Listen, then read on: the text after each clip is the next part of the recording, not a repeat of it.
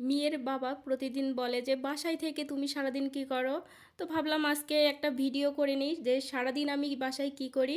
So hello everyone, তোমরা সবাই কেমন আছো? আশা করছি অনেক ভালো আছো। আমার নতুন একটা ভিডিওতে তোমাদের সবাইকে ওয়েলকাম।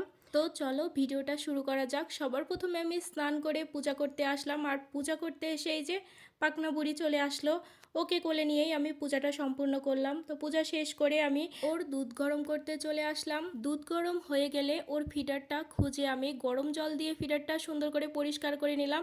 এরপর পাকনা বুড়িকে ডাকার সাথে সাথে চলে আসলো। এরপর ওকে একটু আদর করলাম, ওর সাথে একটু দুষ্টামি করলাম। তো তারপরে ওকে দুধটা খাইয়ে দিলাম। দুধ খাওয়া শেষ করে আমি সোজা চলে গেলাম রান্নাঘরে। আর আজকে হলো বিজয়া একাদশী, কিন্তু আমি একটা প্রবলেমের জন্য একাদশী করতে পারি নাই। গতকালকে একাদশীর জন্য নিরামিষ রান্না করেছিলাম, আর আজকেও নিরামিষ রান্না করতে হবে কারণ আজকে হচ্ছে একাদশী। এর জন্য আজকে রান্না করেছিলাম মুগ ডাল, সবজি আর সাথে বাঁধাকপির বড়া ভাজি। এরপরে ওদেরকে রান্না হয়ে গেলে খেতে দিয়েছি, আর আমি ছাদে থেকে কাপড়গুলো তুলে নিয়ে আসলাম কারণ কাপড়গুলো শুকিয়ে গেছে।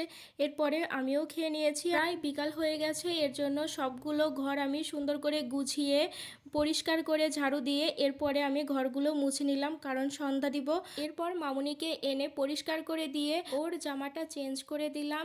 এরপরে ওকে একটু খাইয়ে দিলাম। আচ্ছা, এবার তোমরাই বলো, একটা মেয়ে কি সারাদিন শুধু বাসায় শুয়ে বসেই থাকে?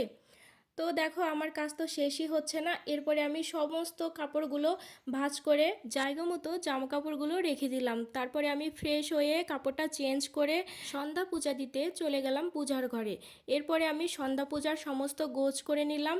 তারপরে আমি পূজাটা সম্পূর্ণ করলাম, আর পুরো বাসাতেই একটু ধূপ আর প্রদীপ দেখিয়ে নিলাম কারণ এতে কি হয়, পুরো বাসাতেই পজিটিভ এনার্জি ছড়ায়, তাতে মনটাও ভালো থাকে, একদম ফ্রেশ ফ্রেশ লাগে। তো সন্ধ্যা পূজা শেষ করে আমি চলে গেলাম রান্নাঘরে। আমার প্রচণ্ড ঠান্ডা লেগেছে, গলাটা অনেক ব্যথা করছে, তার জন্য একটু আদা বেশি করে দিয়ে চা করে নিলাম। আর মেয়েদেরকে পড়তে বসিয়েছি। তো আমি চা খেতে খেতে আজকে ভিডিওটা শেষ করছি। তোমরা ভালো থাকো, সুস্থ থাকো।